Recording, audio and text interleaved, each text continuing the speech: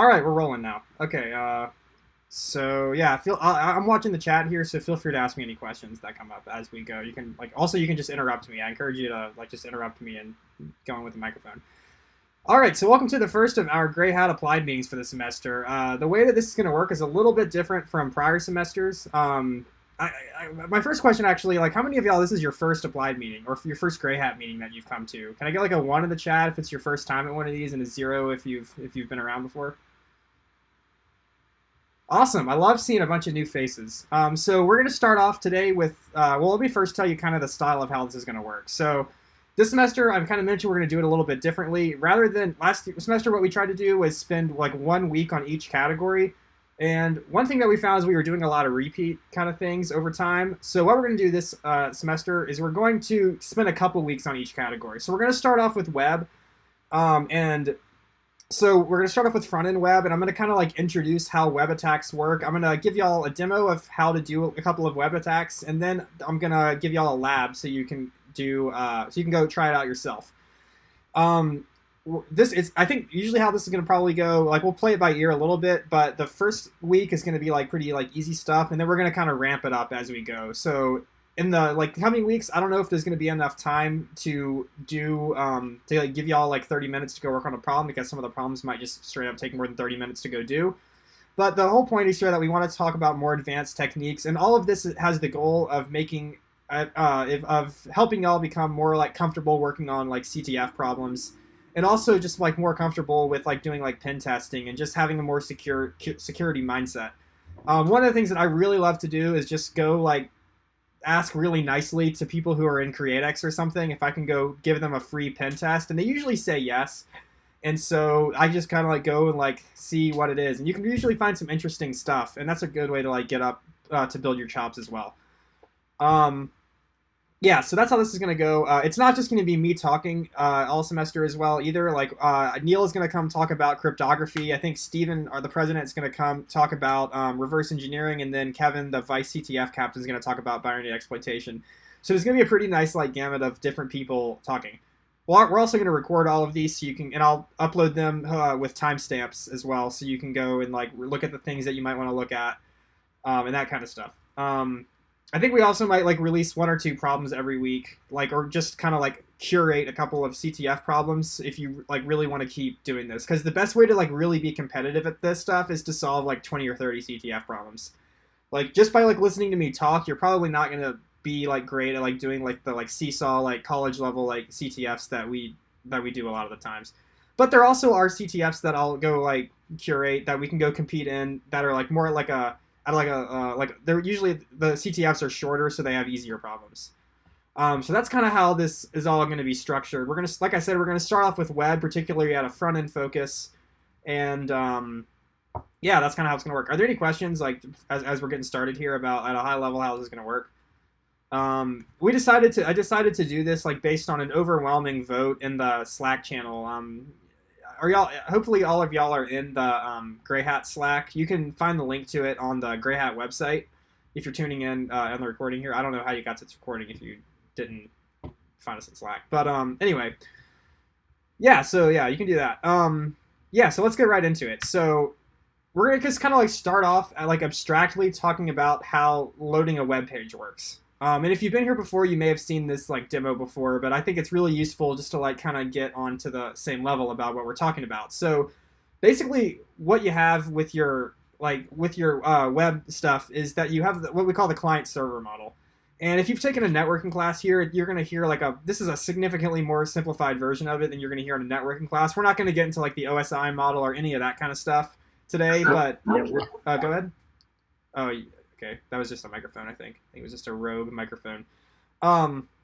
Okay, so basically the first thing that happens is you type in google.com or whatever you want to type in, and you hit enter.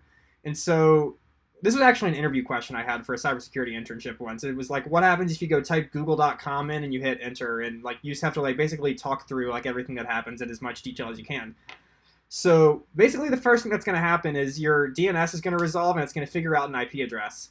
And so ideally, if the server's up, you're going to have some server waiting for you at this IP address and at a port.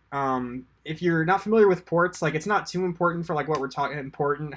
for what we're talking about today, but like usually like web, you'll see like either port 80, which is like HTTP, and you'll see port 443, which is HTTPS, which is what you see when it basically means that it's encrypted. It's when you get that little green lock on your website. So anyway, you put in a URL and you put in a path. So here we're putting a GET request into example.html, and we're gonna just go ahead and send that request off to the server. And some magic is going to happen with with DNS to go resolve a domain to an IP address. There's going to be a whole like mess of routing that goes on that like over the internet. But eventually, the request that you just sent and you like bundled up is going to get to the HTTP service. So the HTTP service is going to receive that request. It's going to parse through it, make sure that it's correct, see if you're logged in. A lot of the time, there's a lot of different stuff that goes on this end. But basically, after it starts parsing it, you're going to write some kind of application code. Like your application code, I mean, it could be in anything. You could go write a C program that does all of this. But like a lot of the time you'll hear like PHP is one of these. An Apache server might be running this. An HTTPD server might be running this. You're not seeing the slides. Can any of you see the slides? No, I was just following along separately. Oh, crap. Okay. My bad. The slides are on the recording, so that's not the end of the world. There they are. Thanks for letting me know. Okay, so basically, yeah. So the server starts processing the request, and yeah, that can be done in a lot of different languages. And that we're gonna get more into what happens on the processing side next week when we start talking about backend attacks. But today we're really just going to talk about what happens after the server constructs a response, and then when it sends a response back to the client. So that we have here like the server client model. When you abstract all this stuff, that's when you get the server client model, where you make a request, and then you execute a server-side programming language, and then you do a response, and then what's going to happen is your web browser is going to, technically you don't execute HTML, you parse HTML, but you do execute JavaScript. And so there's a whole like mess of things you can do here. Have y'all? Can I get like a one in the chat if you're familiar with HTML and JavaScript and like kind of how that works within the sandbox of your browser? Okay, so most people, overwhelmingly, it's like people understand what HTML and JavaScript are. So I'm not going to give you very much JavaScript primer. I will say that you do have to know like a little bit of like JavaScript to do the CTF problem later, but it's nothing that you'll be able to make progress on the CTF problem without the JavaScript primer. And you can also go Google the JavaScript stuff, and we'll talk about it afterwards.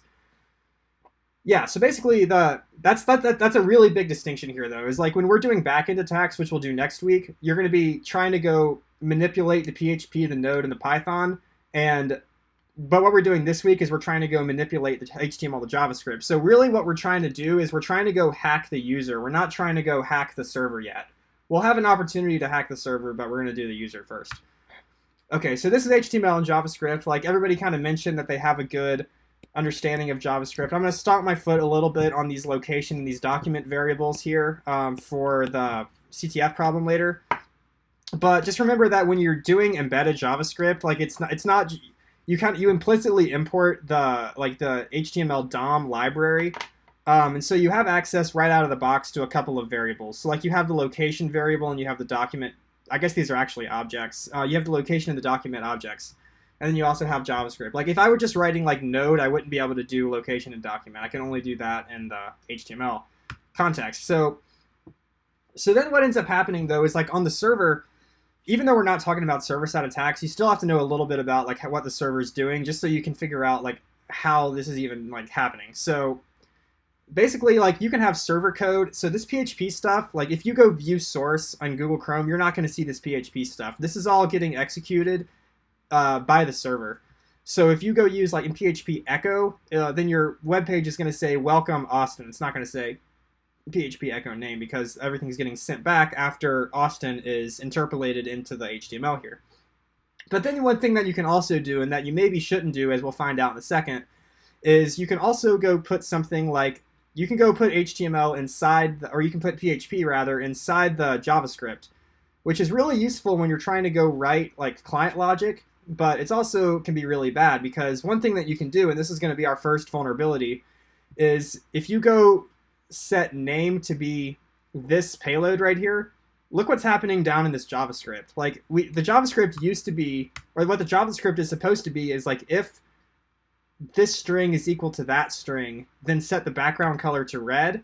But what we're actually doing here is now we're saying this is what the client would be seeing, by the way, not what the, or I guess the bottom is what the client would be seeing, and the top is what the server would be seeing. So it's a little bit of an abusive notation, but you probably get the idea here. It's that now you're making the JavaScript say, if empty string is equal to empty string, then alert injection, and then there's just a comment, so none of the other JavaScript gets executed here. So we found an input that we were able to go put into the PHP so that, because like the computer's just going to go execute whatever you tell the computer to execute. So now we've like injected, we've kind of smuggled some JavaScript in with the variable here. Does that make sense to everyone? Like how that is happening? How you would, if you were to go run this, or if you were to go run this in PHP, an alert would pop up rather than the document background style would not be set to red because of the comment here. Can I get like a 0 if you want me to talk about this a little more? I'm going to show an example in a second as well. Okay. Okay, so people want me to talk about this more. Do y'all have any specific questions about it? Or I can just kind of like talk through it a little bit slower here. So maybe one thing that's important is that the like if you were actually writing I guess this is technically not right PHP syntax. Like technically you're going to actually need a single quotation mark right here so that this is actually a string in PHP. And so then because on the last line here we did echo name and the name variable is set to this string, remember that like anything, like the PHP completely goes away once it gets executed on the client side. And so now like the output of echo name is literally going to be this string right here. And so now the JavaScript becomes, it's just like it's a conditional here. Like it's like if empty string is empty string, you're hijacking the JavaScript really. It's like if empty string is empty string, then it's going to go show a JavaScript alert, and then you have to make it correct syntax right here. So that's why you put in this comment at the end, because you don't like if you didn't put this comment at the end, then you would just get a syntax error. Does that make a little bit more sense? I'm going to show an example in just a second, so hopefully it'll make a little bit more sense now. But if you have any questions about it, I'm happy to answer them. So I'm going to do this one first. So here's the example that I was referring to. So this is this is an intentionally vulnerable website. The nice thing about XSS is that this is actually called a self XSS, meaning that the only person that I'm exploiting is myself. There's other types of XSS, like if you can go get one of these nasty little payloads into into your bio or something on like a website, then other people visiting your bio is going to execute this JavaScript, and that's going to be a little bit more dangerous.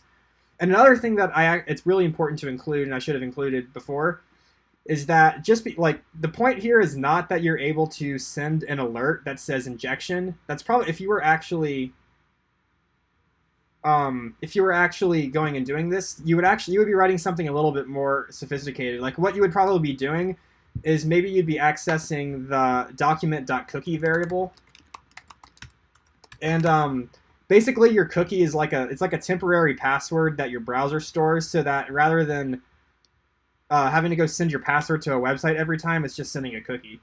So if you wanted to, you could go you can basically go send your cookie to somebody if you wanted to, like malicious.com. If you were using jQuery, you could do this. And then that would just go send the user who executes this JavaScript code cookie to your malicious website. And you really don't want that, because now you can just go log in as that user. There's protections you can put on your website against this. There's headers you can go send, but like this works on a lot of websites. Would you need to end the comment with that? That's a good question. I've seen languages where it's just I've seen languages where if you get to the end of the file and the comment hasn't been closed, it just like implicitly closes the comment for you. There might be a syntax error here with doing that, but another thing you could do instead of doing this comment is you could just go put in like a script closing tag. And then you would completely, this is actually what probably would have been a more effective thing to do anyway. You could just do a script closing tag, so now all of this is HTML again. So it'll just print this out to the page, and you won't even have any problems because this is totally valid JavaScript right here. So I'll go turn that color back. Yeah, so I guess that needs to be yellow, or maybe not.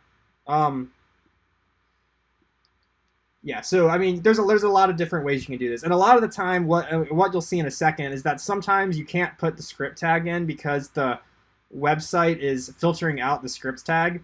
But there's a lot of other ways that you can do this without a script tag, and we'll talk about that in a second. All right, so here's the demo. So the first thing that you usually want to do when you're cracking one of these is look at the source code of the page. There's nothing too interesting on here. Like there's a form. Like actually really the first thing that you want to look for before you start looking at the source code is you want to go try to find an interesting user input. User input is the only way that we're going to be able to exploit one of these, because if we're just doing something that's preventing it from being deterministic. Like you putting your own input in there means that you're adding some more variability to the server. So we can let's just test this out. Like if you say test, sorry, no results were found for test. This is actually interesting right here because this is another kind of concept here that we'll talk more about in the next 2 weeks. But there's actually a parameter right here that this form does. If you know a little bit of HTML, you might be able to see how this is happening. But this form is using the get method, and so that literally this is called a get parameter, and so it's different. The question mark divides it from the path on your URL. But you can just send variables, and the PHP can actually access these variables. So that's really what's happening here, is that it might not be PHP, it might be no. I think it's actually Python in this case, but the server-side language is catching this variable from the request, and then it's printing it back out on the server side into the response. So all we just see is test here. And you can go put a quotation mark in, and it just reflects it. The term that you would use here is that this is a reflected get parameter. So what we're going to be able to do is reflected XSS. So anyway, let's just try putting. So okay, so what happens if we just put a B tag? Or that's a bad example. Let's put an italicized tag in here and see what happens. Just let's not even do any JavaScript yet. Let's just put the I tag, and so now we've seen that this is actually italicized because the server doesn't know the difference between HTML and just regular text. But the browser does know the difference between HTML and regular text. So this get parameter got reflected onto the page right here. And now we're looking at italicized bolded text because we just smuggled a HTML parameter in here. So the next thing that we can do is we can get a little bit more complicated with what we're doing, and we can put a script tag, which is also valid HTML in here. And we can do alert1. If you want to follow along, by the way, here's the link of where I am right now, which for some reason deleted the script tag. Okay, so we can do alert1, which literally just shows an alert in JavaScript. And then it just did this because we can go look at the source code and see why. So yeah, so the script tag and then JavaScript executed, and so the alert came up. And that's a basic XSS right there, is that we basically smuggled information from our request, and then it came back in the response reflected on the page. Are there any questions about that? I'm going to do one more example here, and then I'm going to move over to the lab.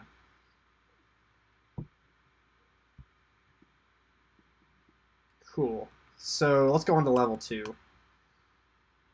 Okay, so this one is a little bit more interesting.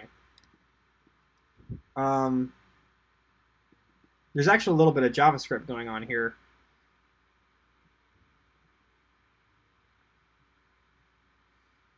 Okay, so yeah, so there's some JavaScript. Let's see what happens if we can. I'll go back to the slides for a second. So generally the steps for exploiting one of these are you want to go find a user input, you want to go try to get it to do something weird, and then you want to go tweak your payload to exploit. So a lot of the times when you're doing this in a CTF, your goal is not going to be to just show an alert. You have to do a little bit more. You're gonna have to go do a little bit more than just show an alert. A lot of the times, what these apps will do is there'll be a fake user that loads the web page every 5 seconds and then executes JavaScript using something like Selenium or some other like programmatic web interface that can execute JavaScript. And then you can steal that user's cookie. And then usually that user will have admin privileges. And so if they have admin privileges, then you're done. But sometimes they don't have admin privileges, and there will be yet another step that you have to go do to get the flag. In CTF, a flag is like a string of text, and it basically is just something like it'll look something like this. Like sometimes it's like a hash, and sometimes they put a cheeky little message in there. But the point of the flag is that you know it when you've seen it. When you see the flag, you're done with the problem. And usually you go submit the flag to the website, and you get a certain number of points based on how difficult the problem is. This is not a CTF, so there are not any flags in it. It just shows you that alert that says you've exploited it. So anyway, this one, let's try with just saying, like, put something random in here. If we reload it, it actually stays, so that's interesting. I guess we don't need that query anymore. Let's try putting some HTML in here.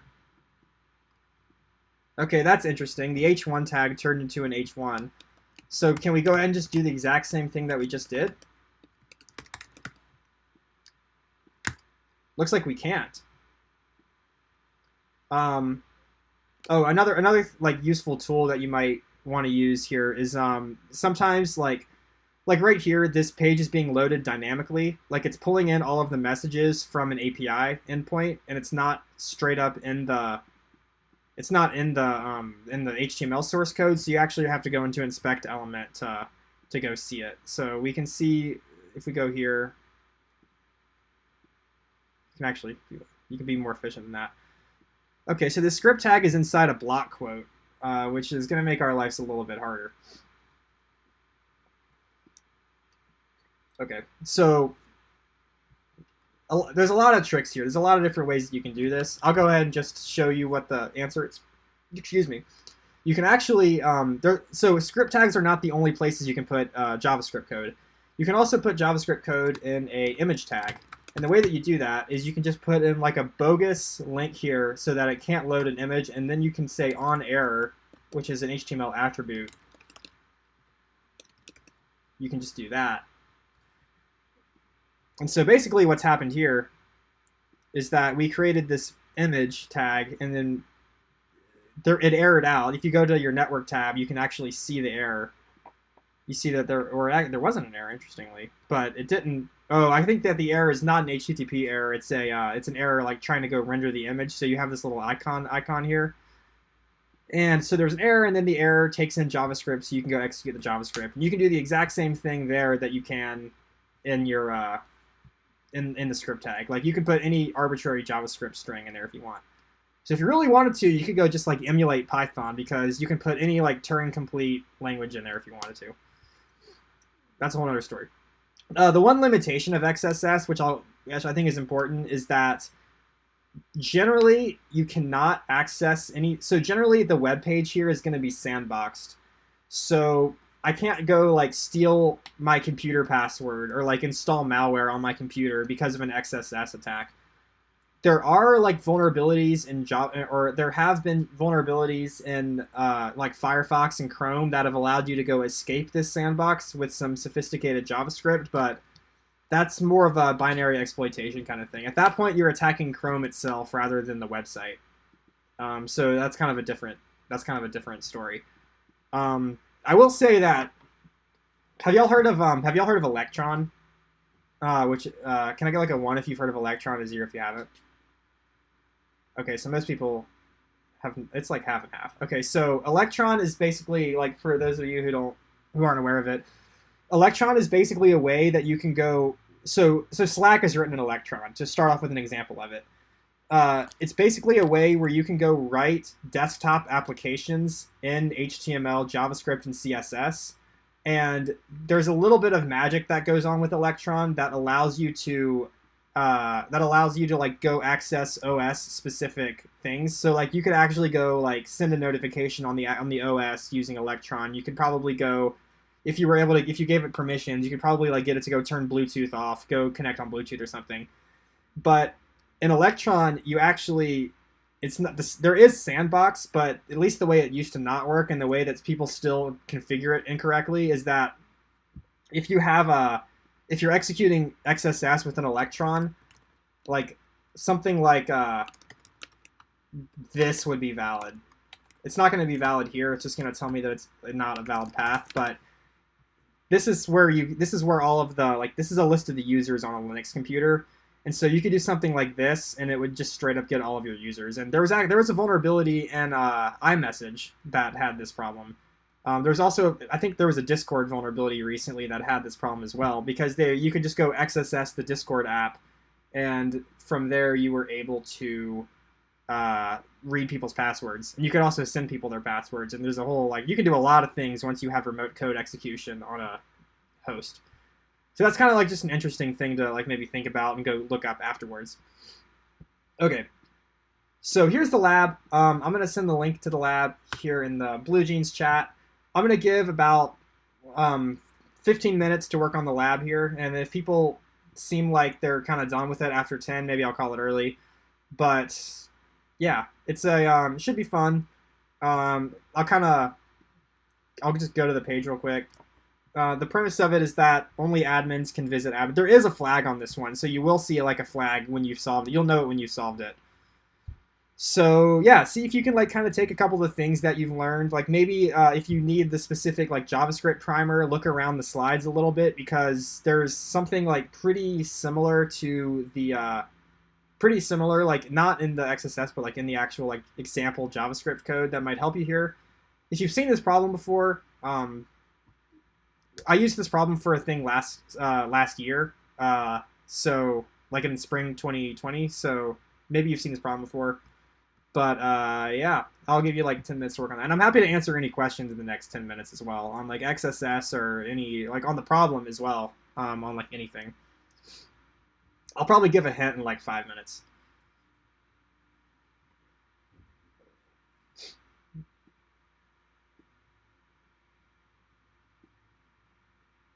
Happy hacking.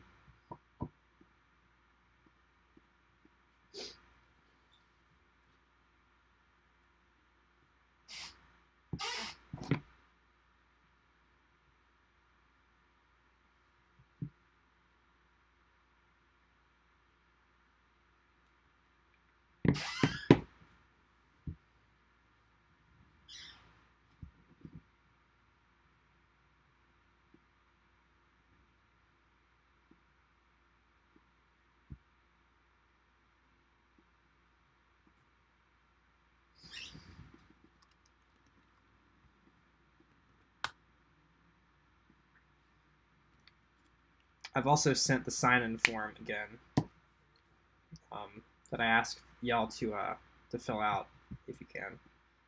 You don't have to fill out the survey questions at the end, but we do need the name and the email and the major for College of Computing.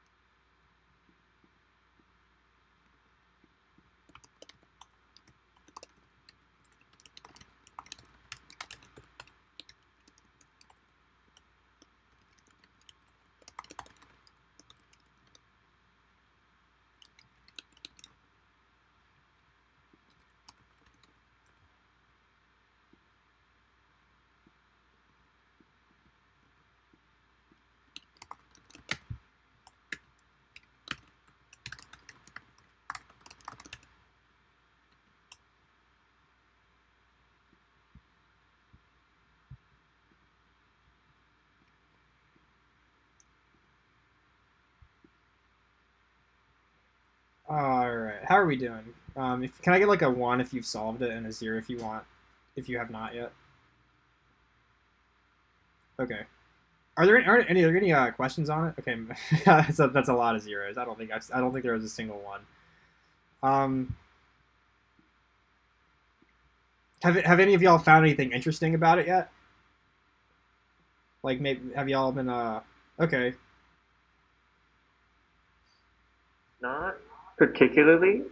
This is my first meeting, but I've been playing around with like trying to merge the image stuff with like the document.cookie thing, and I've been having more results than before. Mhm. So Um, document.cookie might be a little bit overkill for what you need to do here, but you're on the right track. I'll kind of here. I'll walk around the website a little bit. I'm not gonna like go through the solution yet, but maybe this will help people on the right path. Okay, so if you view the page source here, okay, so a couple of things are happening. The way that the authentication, so if you go to, let me start at the very beginning. So the first thing that you see here is that only admins can visit /admin. So let's try visiting /admin. All it tells us is that we are not the admin. So that's not very helpful, but if we're able to get the admin, then it'll work. Another thing that you might notice is that there's no cookie that it's giving you. So sometimes the fact that you don't have an account or a cookie can like hint. So that sometimes that's not true, but it's not an admissible heuristic, but it is like a heuristic. Okay, so like usually on these kind of CTF problems as well, like they don't put red herrings on there too often. So if you like see a feature on the website, then it will probably be relevant to what you're doing. And we see that just that happens here. Like you have a report form and you're able to go visit any URI in the application other than /admin via this URL. So the first thing that you might want to try here is just getting this to send you or sending in a report. So let's check out the status of the report that I just sent with like just the base URL on it, just the web200.shell. That's using internal DNS. Okay, so this is interesting. It sent us a screenshot of the main page. So if this user that got you this screenshot is the admin, then maybe you can go trick the admin using JavaScript into visiting the admin page so that this screenshot shows you the admin page. And maybe you can do that using XSS. So I'll give probably like maybe 5 more, or honestly I'll give like maybe like 10 more minutes on it since we have plenty of time. Yeah, so see if you can figure out like the attack vector for the XSS here, like, because I just kind of gave you what the goal was. So hopefully that provides a little bit of direction. And like I said, I'm happy to answer any questions if you have if you need like JavaScript like syntax help or anything.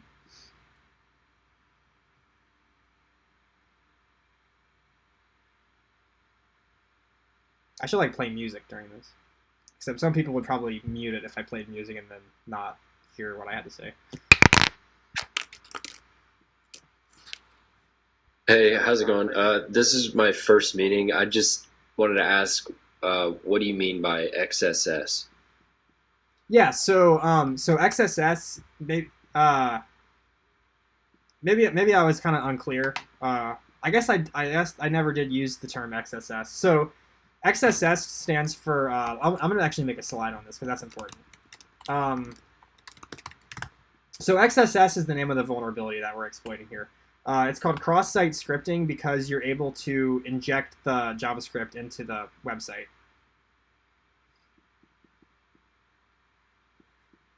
And that usually is colloquially, because cross-site scripting is a mouthful, we call it XSS. Okay, I just don't quite understand what exactly is going on there on that slide. Yeah. Okay. So I can kind of walk you through it. Okay. So Okay. So this is server code. This is server code. Do you get that part? Yeah. Okay, so yeah, this is executed by the server, and then the server goes and, well, I mean, let me just kind of make it like really explicit here. So the server code from the last page goes and it prints out the contents of the name variable, which is a string. Right? Do you see that? I'm sorry, hold on. There's a little bit of lag. Which okay, say that one more time. Okay, so yeah, sure. So the PHP code here is the server code, and remember kind of how the server client model works right here. So right now, like we've sent off a request, and the server is executing this PHP, but the server can't send me back PHP. The server has to go execute all of that PHP. And so when it comes back to the client after the response or even in the response, so we can go execute only the HTML and the JavaScript, this is what it's going to look like, right? Okay. Okay, so like this is just going to like, I mean, the user's probably going to be confused by why it's welcoming this string right here, but the magic happens down here in the JavaScript. And remember that part of the initial JavaScript here is that we put PHP echo name. So we're going to echo out whatever is in the name variable. And so what got echoed out here is this string right here. Are you with me? I just don't know how you got that specific string in there. Right. Okay, so the reason that, why did I choose this string? Oh, did you? Okay, so did you write out that everything in that script tag and? Yeah, so the script tag is somewhere? already, yeah, so the script tag was already here. Okay. And so, like you see that, like it's going to echo out name. So if we set name to this, I guess it would probably be better if I said like, if I did that as like an intermediate step. So then after what the client ends up seeing is this. And because your client doesn't understand like PHP or it doesn't really understand anything except for the exact syntax that you feed it, we're completely changing what this JavaScript is doing. Like we're basically hijacking the JavaScript because, like I said, it doesn't really like know. All it knows is text. All it knows is bytes. And so, do you understand like how I got like besides like what's happening in here? Do you understand how this string ended up right here? Yeah, starting to. Okay. You just put that string in through some form, right? Yeah. So like, I mean, usually, yeah. So and like generally, like what you're not gonna like literally be hard coding this. It's gonna be something more like it's gonna be the get parameter with a certain name on it, and so it'll be user input. But for simplicity, like that's kind of what I put in here. Okay. Okay. Wow, So this is anyway. really complicated. Yeah. So I mean, but anyway, like, but what ends up happening though is like after this string is put into the HTML or even into the embedded JavaScript, you're like if you read through this like you're just reading code, like what ends up actually happening here is that so initially what we wanted was that we were saying if the whatever is inside the name variable is equal to Tilson, then set the background color to red. But because we just injected in this string right here, we're able to hijack what the JavaScript is doing, and we're able to say now it's saying if empty string is equal to empty string, then show an alert, close the conditional here, and then we're just going to go ahead and close off the script tag, so that of everything over here is just going to get spit out as HTML code. And does the client just ignore that? Yeah, well, I mean, the client doesn't ignore it. It's just going to like if you were going to go put this into a .html file, then it's not going to try to execute it as JavaScript. You're literally going to see this on the screen. And then you'll probably get, like, if you go look in your inspect element, you'll probably see an error because it's not going to know why this script tag here is here. But like HTML is pretty resilient. Like it's not going to break the page for you to have a closing tag that doesn't have a opening tag associated with it. And then it also parses it from top to bottom, so even if it did mess it up, then like you would still see everything on the page. Okay, cool. Well, thank you. Yeah, no worries. Glad I could clear it up. I think you also helped me kind of realize some inadequacies in the presentation here. So thank you. Yeah, it's a steep learning curve, so Yeah, it definitely is. And like, I mean, the more of these that you look at, the more like intuition you build up for it.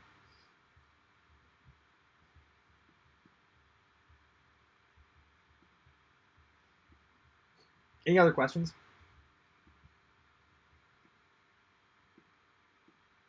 I'll give one more hint on this problem here. So okay, so the trick here is that you need to kind of look in this JavaScript. You have to do a little bit of JavaScript interpretation here. So basically, I'll go line by line to, like through this JavaScript. I'm not gonna like give you the answer, or maybe I will. So this JavaScript, whenever you submit the form, it's adding an event that listens to the element with the ID pass form, which is this form right here, and it listens for submits on the pass form, and then it takes in the variable that you give it to the password. It sets your cookie, which is a little bit of a red herring, but then it goes and it gets from this web page, it appends the password to it, and then it just appends onto the message. So if you go do so let's go ahead and just visit this web page. Because this is a web page, right? And so you can just go like authorize password as test. And so now you see like just the HTML that gets appended here. And like it makes sense that this is what it prints out, because if I go here and I type test, it shows me that same thing.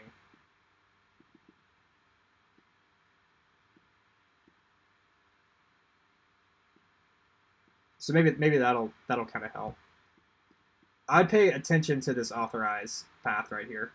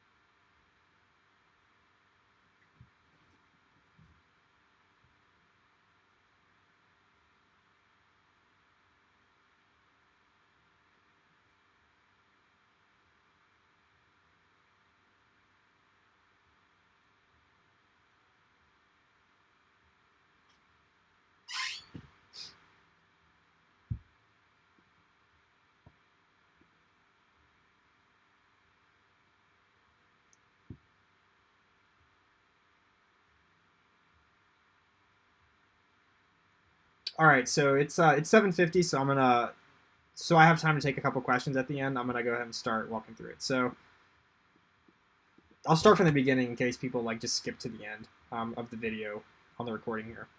If you want a little more time to work on it without me spoiling it for you, like maybe leave and watch the recording later, or mute it for a couple minutes. I don't know.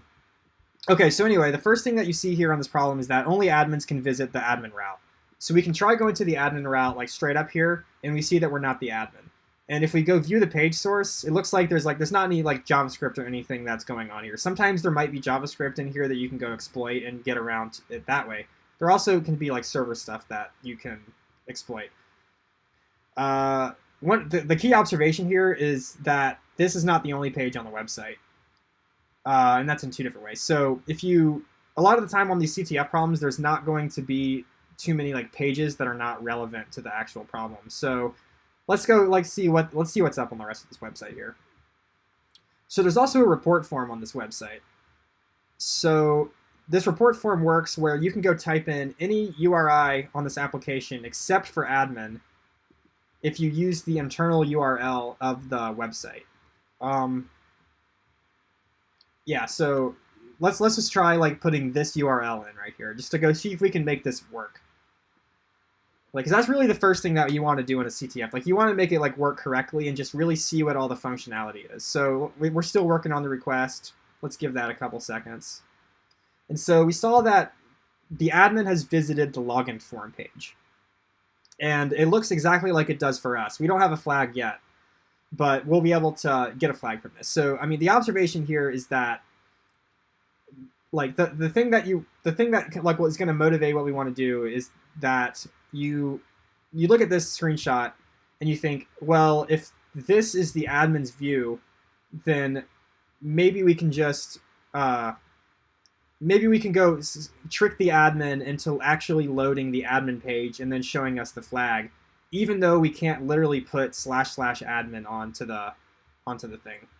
Like if we try to put /admin on, it's going to say that URL can't start with admin.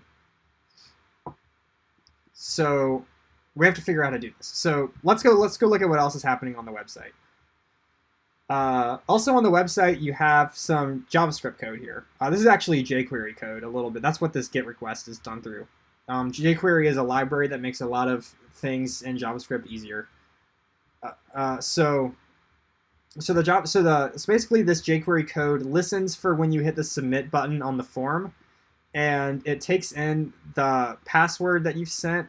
It sets your cookie, and then it sends off a GET request to this page. So we can actually go to this GET page here. Like anytime you see a GET request, that means you can literally go load it. So like post requests, you can't really do that. But like usually if you have a username and a password, you'll send it over a post. We'll talk about post requests next week. So we can actually go to this page and just see what it returns. Okay, we see that like test is not the correct password. But now we've noticed that, now you can notice that you have a reflected parameter here. We typed test in the GET parameter here, and we see test coming out. And additionally, we also have a link that is not admin, that we have another URL that we can give the report page. So like previously, the only thing that we could give the report page is, I guess you could also go put the report page in right here, and you can put the base page in. But now we have a third page that starts with this, that starts with the web shell thing right here. Amara's found another solution to this problem that is not intentional. I'm not going to say it yet. So the intended way to solve this problem is, like, first off, you can realize you can put some HTML in here. And if you put HTML in here, you can probably put some JavaScript in here. So now we have XSS. And now we can go put arbitrary code into this page. And let's, like, before we even get to that, let's go ahead and just, like, send off, this is what I put in here, by the way, just so y'all can see it. I said authorize password script, but just with a different URL on it, a different port. So let's send off that report. Check the status a little. So can anybody tell me what the next trick is after you get the XSS? Did anybody get that far?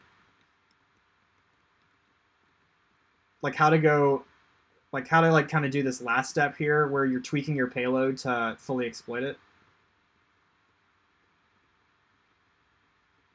This one's taking a while. We'll come back to it. I'll go ahead and start. So basically what you can do here is, wait, I'll go ahead and like JavaScript.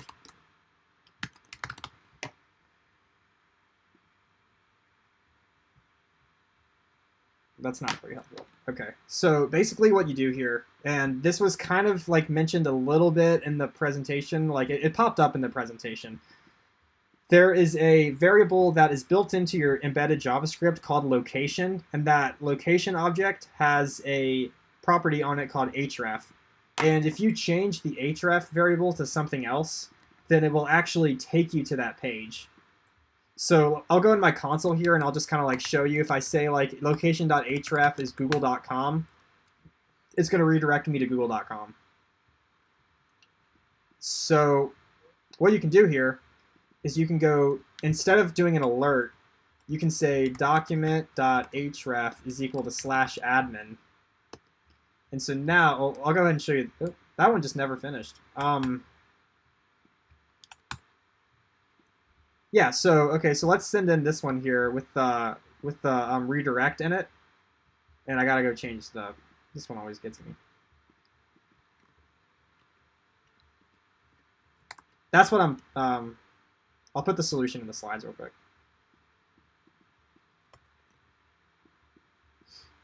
And actually, you don't have to. We'll talk about URL encoding in the next in the next thing. But that's why there's like percent signs here. Okay, so that is what you're going to want to stick in to the form here. And let's check the status. Ideally, my Selenium thing did not. There we go. Didn't work.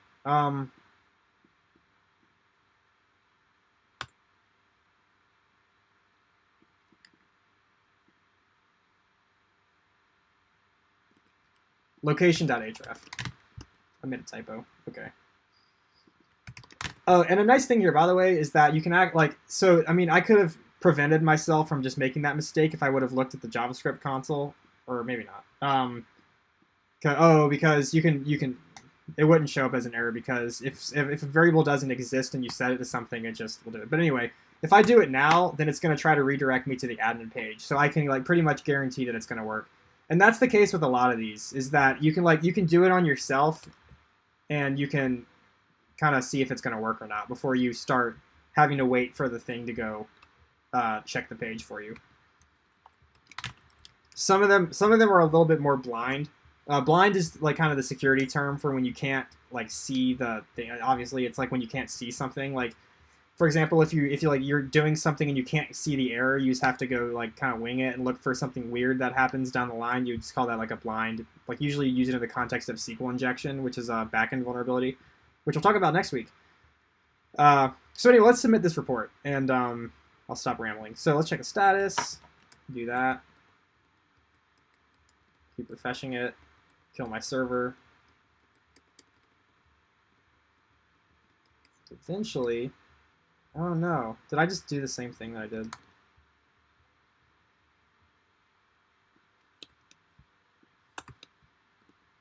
Another annoying thing is that the Mac computers really like to do this thing where they turn your quotation marks into the like curly quotation marks, and then that is not valid JavaScript. And so that's what happened here, is that these got turned into the curly ones.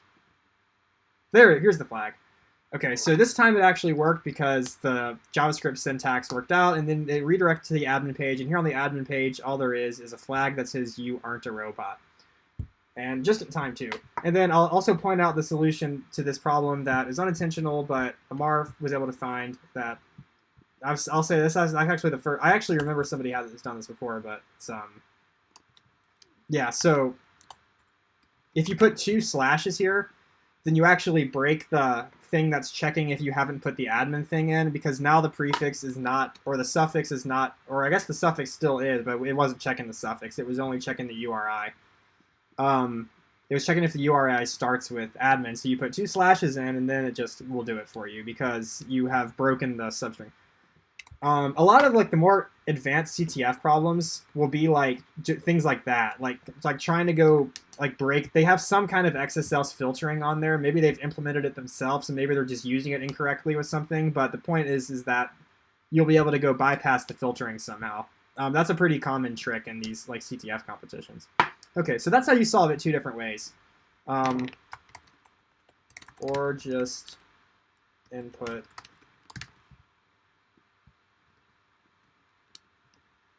that.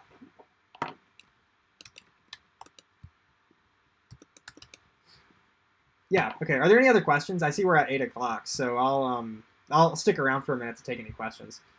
But that's how you do that. Oh, and also here's some resources. That's important. So here's a whole presentation that like a couple of the things are the same.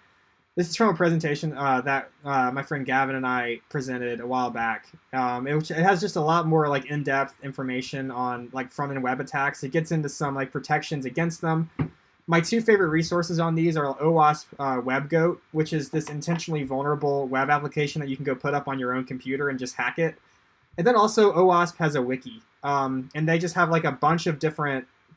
Like if you go like Google OWASP XSS, you can go see a lot, basically everything that I just said. And then they also go and they tell you some other flavors of XSS that you can use. Like there's a lot of different flavors of XSS. Like you can go put it, like another one, I don't know, I'm going to keep rambling for just a second. So another one you can do is you can say location href is equal to JavaScript alert 1. And then whenever somebody clicks on this, like, because the reason that you can do this is because if I go and I say JavaScript alert, it won't let me paste it in Chrome. That's interesting. If you go to the JavaScript alert 1 page, it'll actually do JavaScript. So this one gets a lot of React developers actually, because React protects you against the like standard XSS, but it doesn't protect you against this thing. So this is a pretty fun one. This one comes up a lot actually.